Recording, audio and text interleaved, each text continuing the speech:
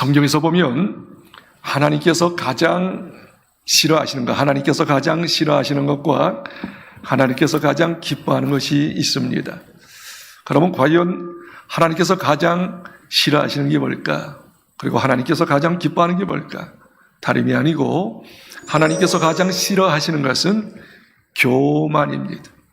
하나님께서 가장 기뻐하는 것은 겸손이지요. 그럼 교만이라는 뜻이 뭘까요? 잘 한번 생각해 보세요.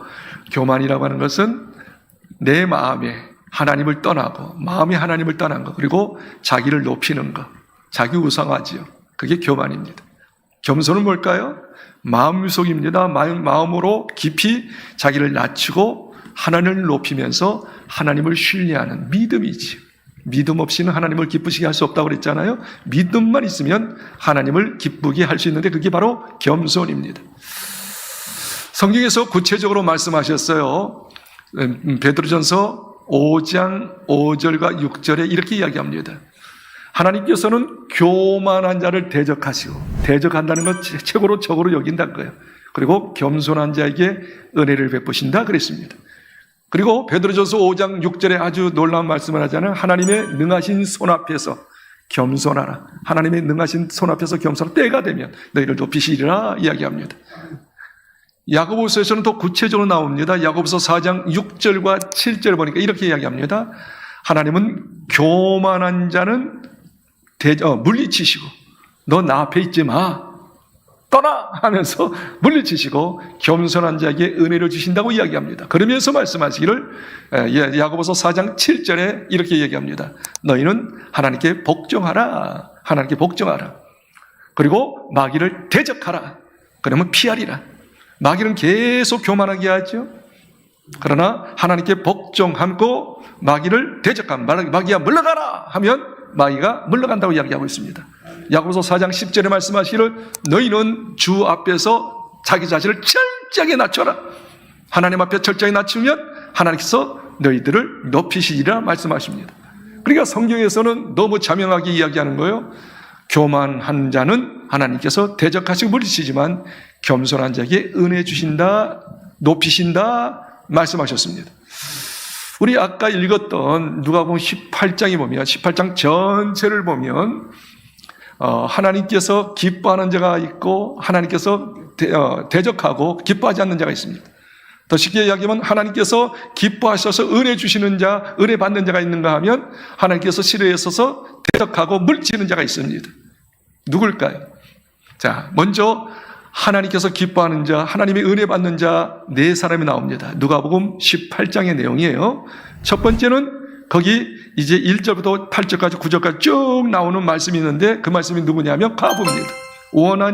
원한 맺힌 가부입니다. 근데 그 가부는 말입니다. 이제 재판장에 가서 계속 자기의 소원을 이야기하면서 원한을 풀어달라고 하죠. 그걸 이렇게 이야기합니다. 예수님께서 저 가부가 저렇게 재판장에 가서 원한을 풀어달라고 예언하는 것은 하나님 앞에 자기의 문제를 끌어안고 하나님 내 문제 좀 해결해 주세요. 내 문제 좀 해주세요. 밤낮 기도하는 자다. 하나님 앞에 겸손히 하나님을 의지하고 기도하는 자다. 그러면 반드시 하나님께서 응답을 주신다 말씀하신 것. 하나님 앞에 계속 기도하는 자, 자기의 문제를 아뢰는 자 하나님께서 은혜 베푸신다라고 하시는 거죠. 그 다음에 두 번째 말씀이 바로 세리입니다. 세리의 기도가 나오는데 세리는 하나님 앞에 나와서 감히 하늘을 쳐다보지 못하고 가슴을 치면서 딱 두 가지 말씀에 기도하지요. 하나님 저를 불쌍히 여기소서 저는 죄인입니다. 계속 눈물을 뚝뚝 흘리면서 주님을 바라보지도 못하고 얼굴을 땅에 쳐박고 하나님 저를 불쌍히 여겨주세요. 저는 죄인입니다. 하나님 앞에 겸손히 구할 때 말씀하십니다. 의롭다함을 받고 하나님께서 기뻐하시고 그 사람을 높이신다 이야기하고 있습니다. 그리고 세 번째는 이어서 말씀하는 거 어린아이를 이야기하잖아요. 어린아이 오는 것을 나한테 금하지 마라 하면서 어린아이를 딱 안고 이렇게 이야기합니다. 어린아이와 같이 하면 천국에 들어갈 수 없느니라. 어린아이처럼 하나님을 순전하게 믿고 하나님을 의지하는 자는 천국에 갈 수 있느니라 말씀하고 있는 것이죠. 다시 말하면 자기 자신을 낮추고 하나님을 전적으로 의지하는 것이죠. 은혜 베푸신다 그 말이에요. 그 다음에 또 한 가지 있어요. 거기 쭉 가면 38절, 39절 쭉 보면 맹인이 나옵니다. 소경이 나옵니다. 예수님을 만났어요. 예수님 앞에 이제 외칩니다. 다른 거 아치지 않아요. 나사렛 예수여, 저를 불쌍히 여겨 주옵소서. 제자들이 만류합니다. 야, 시끄러워, 시끄러워. 그때 더 큰 소리로 예수님 향해서 외칩니다. 나사렛 예수님, 저를 불쌍히 여겨주세요. 불쌍히 여겨주세요. 불쌍히 여달라는 거예요. 다시 말하면 겸손히 예수님께 간구했을 때 내 소원대로 되라, 눈이 떼어지는 역사가 일어났습니다. 다시 말하면 누가복음 18장에 요 네 분 과부나 세리나 어린아이나 이 맹인이나 동일한 건 뭐냐면 겸손입니다. 하나님 앞에 전적으로 자기 자신을 내려놓습니다. 불쌍히 여겨달라는 거예요. 저희 힘으로 할 수 없다는 거예요. 하나님의 도우심을 온전히 요청했을 때, 하나님을 의지했을 때 다 은혜받게 되었다는 것입니다. 그러나 누가복음 18장에 보니까 교만한 사람이 나옵니다. 하나님의 은혜를 못 받는 사람이 나옵니다. 누굴까요? 바로 바리새인입니다. 바리새인도 하나님께 기도했습니다. 근데 어떻게 기도한지 아십니까? 자기 자랑만 합니다. 저는 토색하지 않았습니다. 불의행하지 않았습니다. 간음하지 않았습니다. 저는 일주일에 2번씩 금식했습니다. 그리고 소득의 11조 드렸나이다. 나는 하나님의 은혜를 간구하는 게 없었어요. 겸손히 하나님 앞에 국률을 구하는 기도하자 자기 자랑만 내세웠어요. 주님께서 말씀하십니다. 저는 의롭다함을 얻지 못한다. 하나님께서 기뻐하지 않는다. 그리고 저는 낮춤을 받는다. 은혜 못 받는 거. 또 한 사람이 나오지요. 그 한 사람이 누굽니까? 돈 많은 관원이었어요. 부자 관원이었어요. 예수님께서 말씀하십니다. 너 있는 것 좀 팔아서 어려운 사람 도와줘. 너 있는 것 좀 어려운 사람 도와줘. 그러니까 부자임으로 근심하여 예수님을 떠나니라. 돈을 의지한 것이죠. 주님 앞에 간구한 게 아니에요. 국률을 구한 게 아니에요. 주님을 의지한 게 아니에요. 자기 돈을 더 의지한 거죠. 하나님의 은혜를 못 받은 것이죠. 자, 다시 정리합니다. 누가복음 18장에 보게 되어지면 정말 겸손한 자, 겸손을 아까 뭐라고 이야기했죠? 내 마음 중심으로 자기를 낮추고 나는 아무것도 할 수 없습니다. 그저 하나님의 은혜만 구하는 거예요. 하나님만 의지하는 거예요. 그렇지만 교만한 자는 어떤 사람이 마음에 겉으로는 겸손한 척 할 수 있어요. 마음으로 하나님 의지하지 않습니다. 하나님을 떠납니다. 그리고 자기를 높이는 것이죠. 자기 힘으로 사는 것이죠. 결국 누가복음 18장에 볼 때 겸손한 자는 은혜 받지만 교만한 자는 하나님이 물리친다. 그렇게 이야기합니다.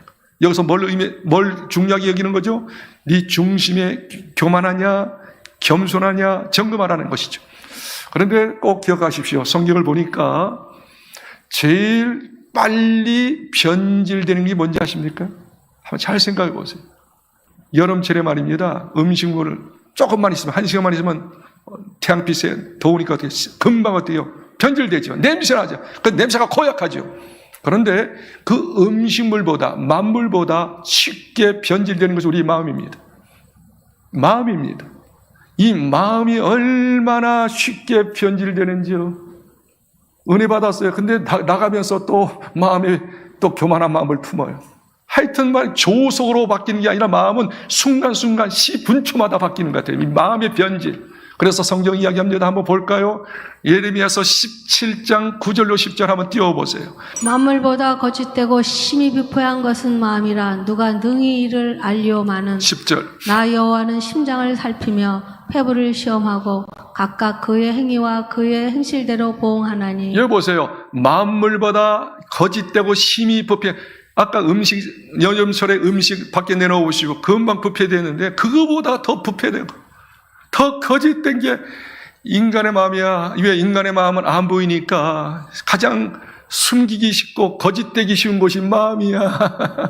겉으로는 그럴싸하게 하지만 속에는 온갖 생각, 온갖 잘못된 죄들을 짓지 않습니까? 그렇기 때문에 성경은 말합니다. 만물보다 거짓되고 심히 부패한 것이 인간의 마음이다 이야기합니다. 한번 생각해 볼까요?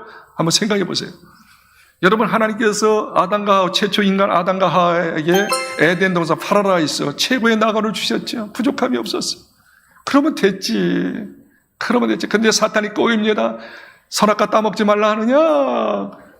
따먹지 말라고 하고 만지지도 말라는 말은 없네요. 따먹지 말라 그랬죠. 만지지도 말라 했습니다. 이제 거짓말하죠. 그때 대뜸 사탄이 이야기하죠. 마귀가 이야기하죠. 그거 따먹으면 하나님처럼 돼. 따먹어. 순간 따먹었잖아. 하나님의 은혜를 그렇게 많이 받았는데 그 자기가 하나님 되려고 교만하려고 금방 따먹잖아요. 아담에게 주잖아요. 둘 다 따먹잖아요. 그리고 한번 생각해 보십시오. 가인 보십시오. 가인. 자, 자기의 실수 때문에 말입니다.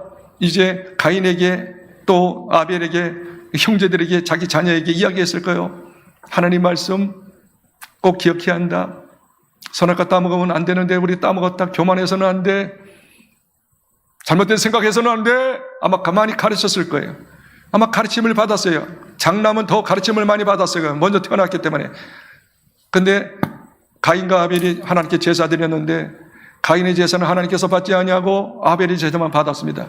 그 순간에 똑같이 하나님께 예배 드렸잖아요. 예배 드리고 자기 예배가 좀 안 받아들였다고 해서 순간적으로 마음이 변질됩니다.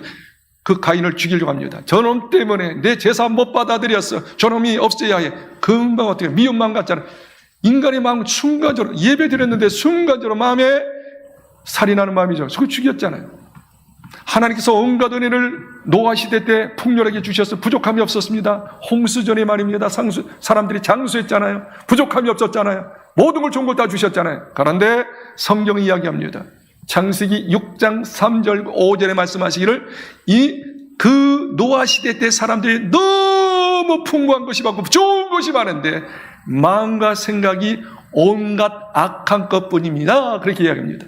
마음과 생각이 악한 생각만 합니다. 사람이 이처럼 하나님의 은혜를 많이 받고 하나님의 모든 좋은 것을 누렸음에도 불구하고 자기가 왕 되려고 자기가 하나님 되려고 자기 멋대로 하려고 생각 속에 부패되는 것 인간의 마음입니다.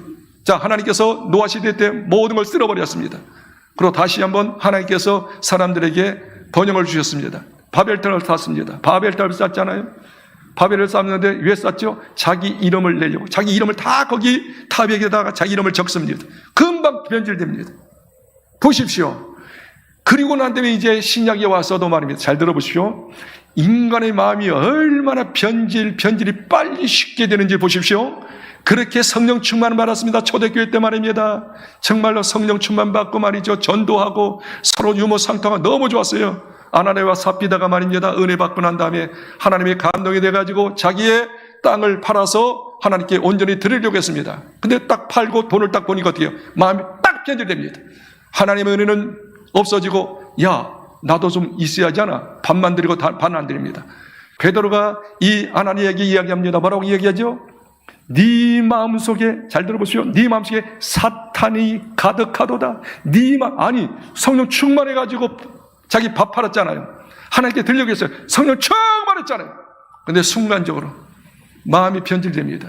마음이 그래서 밥만 드립니다. 죽어버렸잖아요. 아내도 똑같습니다. 그뿐만입니까? 초대교회 성도들이 얼마나 말씀이 충만하고 그렇죠? 은혜가 충만하고 성령이 충만했습니까? 그런데 놀라운 말을 합니다. 이 말씀을 한번 읽어봤으면 좋겠어요. 디모데전서 1장 19절과 20절에 믿음과 착한 양심을 가지라. 어떤 이들은 이 양심을 버렸고 그 믿음에 관하여는 파선하였느니라. 20절 그 중에 후메네오와 알렉산더가 있으니 내가 사탄에게 내준 것은 그 후들로 훈계하여 신성을 모독하지 못하게 하라. 믿음과 착한 양심을 가져라 이야기하면서 후메네오와 알렉산더 교회 리더였습니다. 영적 리더들이 성령 충만했어요. 착한 양심이 있었어요. 믿음이 있었어요. 하나님을 잘 섬겼어요. 그런데 어느 순간부터 자기가 아마 리더십을 발휘하고 사람들이 자기를 따르는 것을 느꼈기에 이러면 이렇게 이야기합니다. 그들은 양심을 버렸고 믿음을 버렸고 자기가 우상화된 것, 나를 따라라 자기를 섬겨라 등등등 했겠지요. 사탄에게 내어줬다고 그래야 합니다. 이 말씀들을 볼 때 어떻게 여러분이 생각합니까? 여러분의 마음은 건강합니까? 여러분의 마음은 순수합니까? 여러분의 마음은 정말로 주님에 대한 믿음으로 감격하고 은혜가 충만히 있습니까? 아니면 내 마음에 왠지 내 것으로 충만합니까? 교만으로 충만합니까? 하나님을 떠나고 자기를 드러내려고 하고 수다 방법으로 살려고 하는 궁리를 하고 있습니까? 자, 그렇다면 결론적으로 이렇게 이야기하고 싶어요. 이렇게 마음이 쉽게 변하는데 결국 하나님께서는 어디를 봐요? 여러분의 중심을 봐요. 사무엘상 16장 7절에 보니까 하나님께서는 이 신장 보지 않고 외형을 보지 않고 중심의 마음을 보신다 이야기합니다. 그리고 그 중심의 교만한 마음, 다시 말해 하나님을 떠나서 자기를 높이려고 하는 것을 보면 하나님께서 어떻게요? 심판하신다 그 말이에요. 그렇기 때문에 우리는 이렇게 결단해야 합니다. 아하, 우리가 항상 내 마음을 살펴야겠구나. 내 마음을 지켜야겠구나. 우리 잠언서 4장 23절 한번 읽어볼까요? 모두 지킬 만한 것 중에 더욱 내 마음을 지키라. 생명의 근원이 이에서 남이니라. 그게 사람이 쉽게 마음이 변질되고 악한 마음, 자기 중심의 교만한 마음을 들기 때문에 이렇게 히브리서에 말씀할 사도 바울이, 저는 히브리서도 사도 바울이 기록했다고 나는 믿는 사람인데, 하여튼 사도 바울이 히브리 성도들에게 이렇게 또 권면을 하지요. 자, 3장 12절 13절 읽겠습니다. 3장 12절 13절 시작. 형제들아, 너희는 상과 혹 너희 중에 누가 믿지 아니하는 악한 마음을 품고 살아계신 하나님에게서 떨어질까 조심할 13절. 것이요 오직 오늘이라 일컫는 동안에 매일 피차 권면하여 너희 중에 누구든지 죄의 유혹으로 완고하게 되지 않도록 하라. 매일같이 피차 권면하는 건 너 마음 변질되지 않았어? 교만한 마음 갖지 않았어? 잘못된 생각 가지고 있지 않았어? 하고서 악한 마음을 품어서 하나님과 떨어질까 염려하라 하면서 피차 권면하라. 피차 살펴봐라. 그리고 피차 우리 경성하자, 끼어있자, 겸손하자, 그렇게 이야기합니다. 그렇게 심지어 이렇게 얘기합니다. 히브리서 12장 15절 이렇게 합니다. 우리는 어릴 때부터 받은 상처가 있어요. 쓴뿌리라고 합니다. 쓴뿌리. 참, 여러분, 마음을 항상 간직하지 않으면 내 속에 쓴뿌리, 어릴 때부터 받은 상처가 드러나서 어떻게 해요? 막 그 원망 불평합니다. 그리고 주변의 사람을 더럽게 하고 분위기를 살벌하게 만듭니다. 그래서 이렇게 권면하고 있죠. 12장 15절 말씀 또 읽겠습니다. 12장 15절 시작. 너희는 하나님의 은혜에 이르지 못하는 자가 없도록 하고 또 쓴뿌리가 나서 괴롭게 하여 많은 사람이 이로 말미암아 더럽게 되지 않게 하며. 평상시는 몰라요. 예배드리고 기도할 때는 몰라요. 그런데 어떤 조그만 일만 생기면 옛날에 상처받은 게 팍 드러나가지고 나를 무시하는 거야 이놈 새끼들 말이 하면서 막 교회에서 말해 큰 소리하고 말해 쌈박질하는 사람이 종종 생기거든요. 그리고 전체 분위기가 더럽게 되는 것이죠. 그게 마음이 부패된 거예요. 마음이 교만한 거예요. 교만하니까 자기가 드러나는 것이죠. 그래서 예수님께서 계속 강조하게 산상수훈을 통해서 제자들에게 이렇게 이야기합니다. 너 심령이 가난해야 해. 항상 외통한 그런 죄된 생각, 교만한 생각 없어서 회개해야 해. 가난해져야 해. 심령, 자기 자아가 다 없어져야 해. 주님만 의지해야 해. 그리고 그런 마음이 있어 빨리 외통하고 회개해야 해. 온유한 마음 가져야 해. 그러면서 마음을 기경하도록 말씀하고 있는 줄 믿습니다. 이렇게 또 이야기할 수가 있어요. 여러분, 성경에 보니까 하나님 앞에 귀하게 쓰임받았던 사람들이, 잘 들으세요. 다시 이야기해서 창세부터 요한계시록까지 하나님께 쓰임받았던 사람이 많이 나오지 않아요? 끝까지 농로했던 사람, 끝까지 쓰임받았던 사람의 특징이 뭔지 아십니까? 그 사람들이 중간중간 죄에 안 졌다고 하지 않습니다. 넘어지지 않는다고 하지 않습니다. 부족하지 않다라고 하지 않습니다. 여러 가지 부족함이 있고 넘어지고 죄를 졌을지라도 빨리 자기 마음을 하나님께 돌이키는 거예요. 다시 말하면 자기 마음을 살펴서 교만한 마음이 있지 않는가, 잘못된 생각하고 있지 않는가, 음란한 생각하고 있지 않는가 하고서 항상 마음을 정리하도록, 기갈하도록, 마음을 깨끗하게 하도록 힘썼던 사람이 끝까지 하나님께 쓰임받았던 하나님의 사람인 줄 믿습니다. 다윗이 그런 사람 아니었습니까? 다윗이 항상 이렇게 하나님께 기도하는 거예요. 시편 26장 2절에 이렇게 얘기해요. 하나님, 저 마음을 좀 살펴주세요. 그리고 저 마음을 훈련시켜 주세요. 저 마음을 더 순수하게 만들어 주세요. 가장 중요한 기도라고 봅니다. 뭘 주시옵소서, 뭐 물질 주시옵소서, 병 고쳐 주옵소서, 우리 교회 부흥시켜 주시고, 물론 좋아요. 그러나 그 앞서 정말 많이 이게 온전히 실제가 안 되면 안 되기에 기도할 것이 있는데 자기 마음을 위해서 기도해야 합니다. 다윗은 자기 마음을 위해서, 기가 막힌 기도 아닙니까? 영성 있는 기도 아닙니까? 한번 보세요. 여호와여 나를 살피시고 시험하사 내 뜻과 내 양심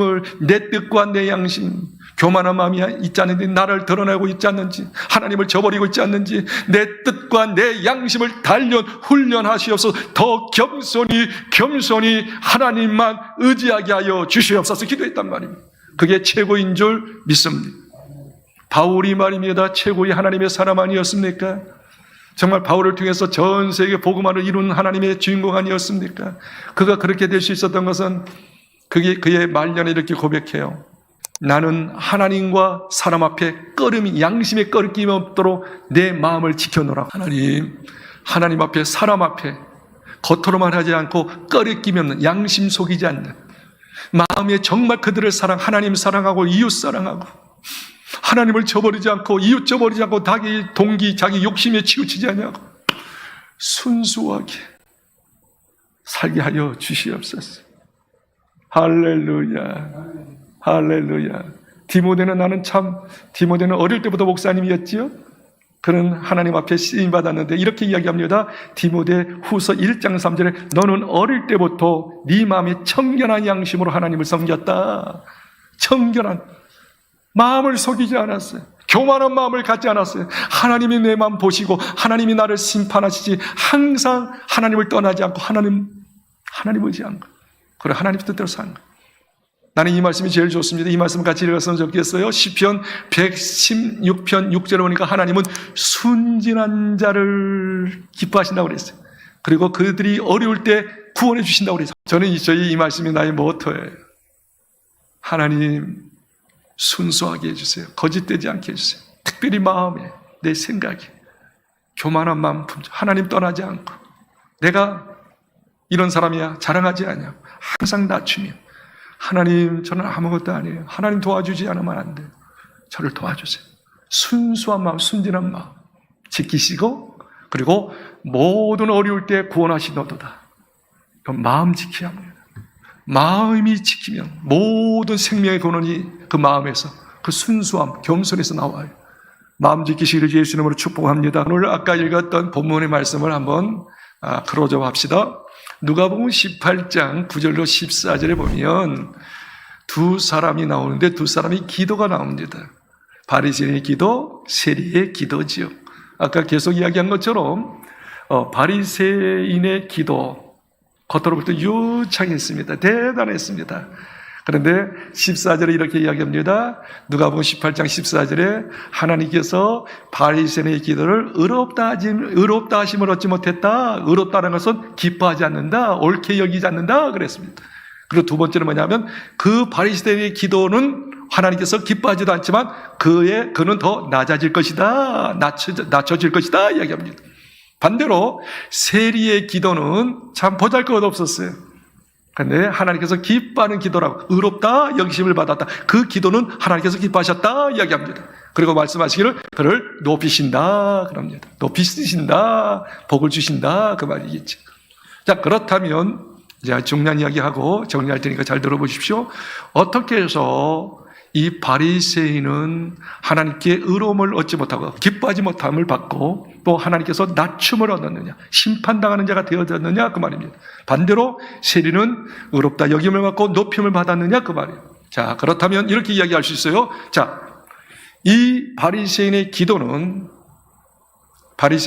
알면 정반대의 세리의 기도를 알 수 있으니까 바리새인의 기도를 의미 있게 이야기할 겁니다.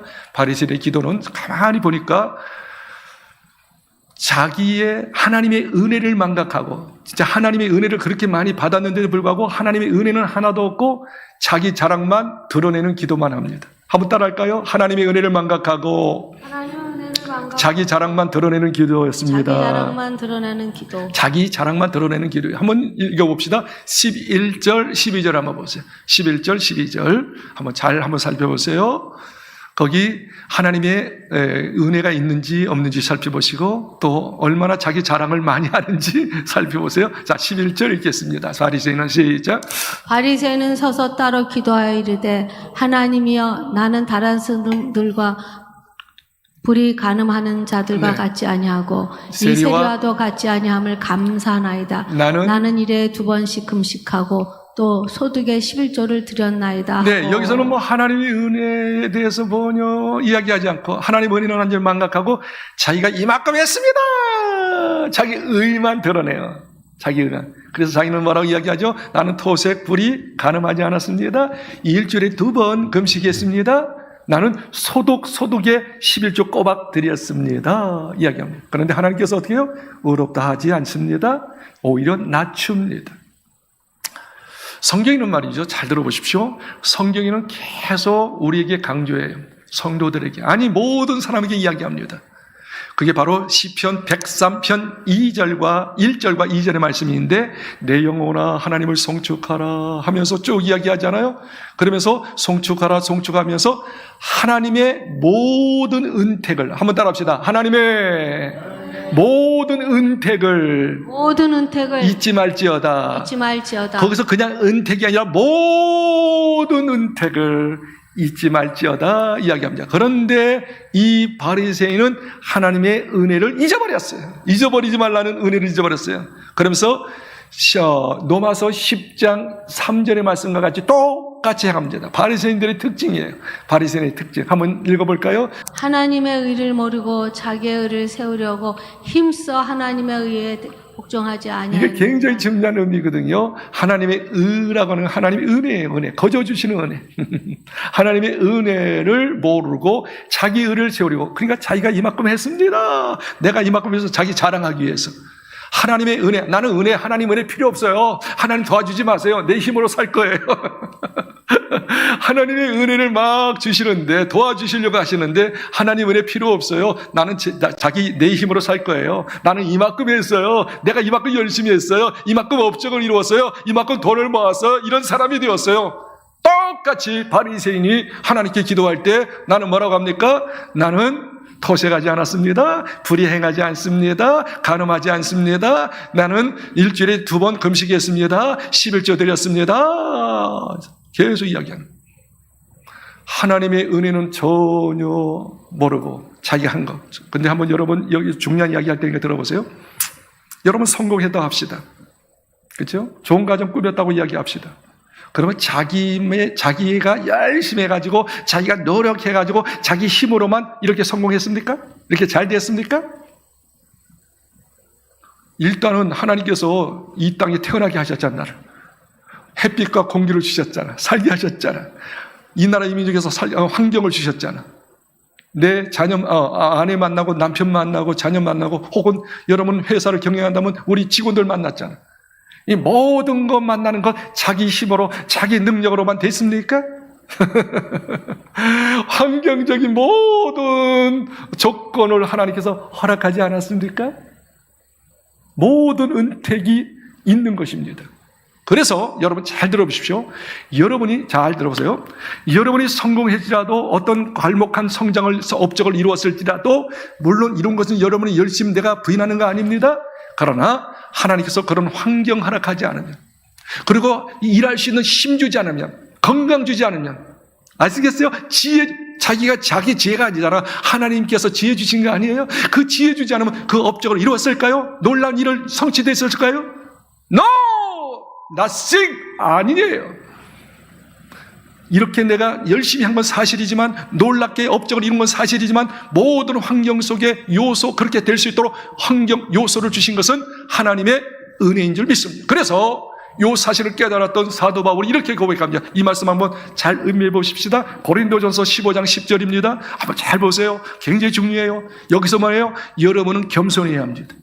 하나님의 은혜를 감사해야 합니다. 그러나 내가 나된 것은 하나님의 은혜로되 것이니 내가 주의 주신 그의 은혜가 헛되지 아니하여 내가 모든 사람보다 더 많이 수고하였으나 내가 한 것이 아니여 오직 나와 함께 하신 하나님의 은혜. 진짜 사도 바울이 하나님께 귀하게 높임받고 쓰임받을 수 있던 비결의 그 원리가 여기 있는 것인데 이렇게 이야기합니다. 나의 나된 거 이렇게 하나님께 쓰임받은 거 이렇게 갈목한 일을 이루었던 거 수많은 교회 세우고 하나님의 위대한 역사를 이루었던 것은 나의 나된 거 하나님의 은혜입니다.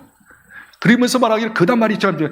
하나님의 은혜가 하나님의 도우심 그 은혜가 헛되지 않게 하여 나는 다른 사도보다 더 힘써 수고하여노라. 다른 사도보다 더 힘써 수고해노라. 그러면서 말하기를 내가 열심히 수고하여 갈목한 성장을 이루었을 때도 이거 이룬 것은 이렇게 하도록 하시고 내가 한 것이고 하나님의 은혜 하나님의 도우심으로 되었다.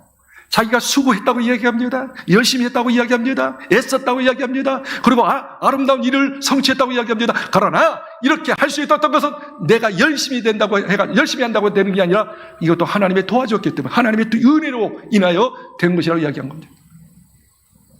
바리새인이 뭐가 문제죠? 물론 훌륭합니다. 저는 그거 따라가지도 못할 것 같아요. 그치요? 그 탐심도 없었어요. 불의도 없었어요. 간음도 하지 않았어요. 일주일 어떻게 2번씩이나 금식하냐? 뭐 소득의 11조? 그것도 어렵죠?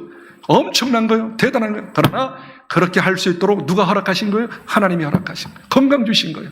물질 벌게 하신 거예요. 은혜입니다. 다시 정리합니다. 그런데 세리는 어떻게 기도하죠? 한번 세리 기도 한번 들어보세요. 13절을 보세요. 13절. 한번 잘 보세요. 13절. 자, 13절 이렇게 세리의 기도 시작. 세리는 멀리 서서 감히 눈을 들어 하늘을 바라보지도 못하고 다만 가슴을 치며 이르되 하나님이여 불쌍히 여기소서 나는 죄인이로소이다 하였느니라. 하나님 앞에 멀찌가 됐어요. 멀찌가 있어서 하늘도 쳐다보지 못하고 가슴을 치면서 딱 한마디 하잖아요. 주여 저를 불쌍히 여겨주옵소서. 이게 국률이죠. 이게 은혜입니다. 하나님 도움 없이 나는 아무것도 할 수 없습니다. 물론 지금까지 이렇게 살았어요. 열심히 일했어요. 그럼에도 불구하고 이렇게 한 것은 하나님의 은혜고 또 앞으로 하나님의 은혜를 주지 않으면 하나님이 나를 불쌍히 여겨주지 않으면 저는 아무것도 할 수 없어요. 하나님의 국률만 구한 거예요. 하나님의 은혜만 구한 거예요. 하나님의 은혜 없이 나는 아무것도 할 수 없다는 거예요. 그래서 하나님께서는 어떻게 잘 기도했다. 맞다. 내가 도와주지 않으면 안 되지. 열심히 하는 것도 내가 도와줬기 때문에 열심히 한 거지. 그렇게 갈목과 성장을 이룬 것도 내가 열심히 환경을 허락해 주셔서 그렇게 한 것이지. 은혜지. 은혜 없이는 아무것도 할 수 없다는 사실을 알아요. 하나님께서 인정하셨죠. 그리고 높이셨죠. 여러분, 우리 한국 축구 선수 가운데 가장 축구를 잘한다고 해도 과언이 아닌 손흥민 선수 알잖아요. 그의 아버지 송응정 감독이에요. 감독. 저 강원도의 그 청소년들 감독이신데 집사님. 아주 믿음이 좋은 집사님인데 손흥민한테 어릴 때부터 지금까지 기가 딸걸 떨어 가슴에 미쳐지도록 이야기했던 말이 있어요. 너 말이야 꼭 기억해. 이 필드에서, 이 축구장에서 네가 개인기가 뛰어나고 골을 넣을지라도 너 교만하면 안 돼. 왜? 동료가 패스해주지 않고 동료가 도와주지 않으면 어떻게 네가 골을 넣을 수 있느냐? 네가 기량을 어떻게 발휘할 수 있느냐? 옆에 있는 동료가 같이 협력해서 그런가? 네만 너 혼자 해가지고 하는 거 아니야. 항상 겸손하고 항상 감사해. 목사도 마찬가지. 목사 아무리 설교를 잘하고 은혜를 끼치고 막 교회가 부흥될지라도 그 부흥될 목사만입니까? 우리 성도들이 같이 기도해주고 아멘. 같이 협력했기 때문에 목사가 이렇게 드러납니다. 다시 이야기합니다. 우리가 높임 받을 수 있는 비결은 뭐냐? 하나님께 인정받고 높임 받을 수 있는 비결은 뭐냐면 하나님의 은혜를 망각하지 마라. 모든 매사 저를 불쌍히 여기세요. 저의 힘으로 안 돼요. 하나님이 도와주지 않으면 안 돼요. 안 돼요. 하나님의 나는 은혜가 필요해요. 은혜가 필요해요. 절실하게 있어요. 절실하게. 두 번째가 더 중요하다고 생각해요. 두 번째는 뭐냐면 이 바리새인의 기도가 잘못된 기도는 뭐냐면 자기 죄를 보지 못하고 남의 죄만 봤어. 자기 죄가 많은데 자기 죄는 보지 못하고 다른 사람의 죄만 보고 이렇게 결론적으로 이야기하고 싶어요. 성경에 보니까 가장 큰 죄, 아주 큰 죄가 뭔지 아십니까? 다른 사람 죄를 지적하는 거예요. 다른 사람을 차별하고 그 사람의 잘못된 걸 퍽퍽 지적하는 것이 큰 죄라고 이야기합니다. 한번 성경 찾아봅시다. 야고보서 2장 8절과 9절 한번 보세요.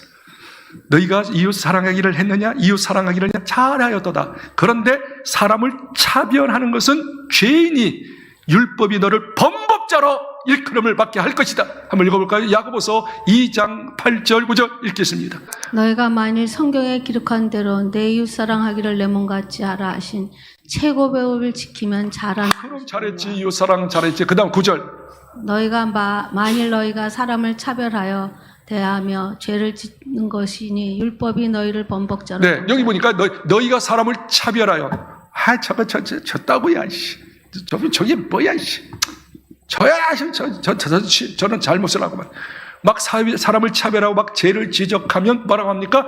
죄를 짓는 것이 율법이 너희를 범법자로 큰 죄인으로 인정할 수밖에 없느니라 그랬어요. 예수님께서 말씀하셨지요. 큰 죄가 어떤 죄라고 그랬지요? 마태복음 7장 2절과 3절 보니까 다른 사람이 티끌을 보고 말이야 막 지적하잖아요. 그런데 뭐라고 합니까?